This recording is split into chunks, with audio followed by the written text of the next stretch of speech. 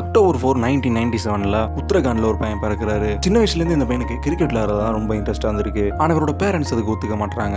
So வீட்டுக்கு தெரியாம எக்கச்சக்கமான டோர்னமெண்ட்ஸ் விளையாடுறாரு. அதுல ஓரளவுக்கு பணமும் சம்பாதிக்கிறாரு. இவர் டோர்னமெண்ட்ஸ் விளையாடுறது ஒரு வீட்டுக்கும் தெரிய வருது. ஸோ இந்த பையனுக்கு தெரியாம அவனோட அம்மாவும் அப்பாவும் இந்த பையனோட பிளேயிங்க பார்க்க கிரவுண்டுக்கும் போறாங்க.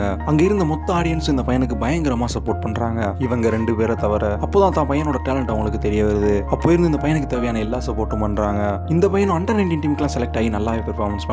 2019 அப்புறம் இந்தியன் டீம்ல விக்கெட் கீப்பர் பேட்ஸ்மேனோட ஸ்பாட் காலி ஆகுது. அந்த ஸ்பாட்டுக்கு போட்டி போட்ட பல பிளேயர்ஸ்ல இந்த பையன் ஒரு முக்கியமான பிளேயர். ஐபிஎல்லையும் இன்டர்நேஷனல் மேட்சஸ்லயும் இந்த பையன் நல்லாவே பெர்ஃபார்மன்ஸ் பண்றான். ஆனா 2022 இந்த பையனுக்கு ஒரு மிகப்பெரிய ஆக்சிடென்ட் நடக்குது. எல்லா பேரும் என்ன சொன்னாங்கன்னா, இந்த பையனால எந்திரிச்சு நடக்க கூட முடியாது, அப்புறம் எப்படி இந்த பையன் கிரிக்கெட் பிளே பண்ணுவான், இந்த மாதிரி தான் எல்லாருமே சொன்னாங்க. ஆனா நடந்ததே வேற. திரும்ப ஐபிஎலுக்கு ரிட்டர்ன் ஆன அந்த பையன் T20 வேர்ல்டு கப் இந்தியன் ஸ்குவாட்லயுமே செலக்ட் ஆகுறான். அந்த பையன் நம்ம எல்லாருக்குமே தெரிஞ்ச ரிஷப் பண்ட். உங்களோட லைஃப்பும் எப்போ வேணா வரலாம். சப்ஸ்கிரைப் பண்ணிருங்க.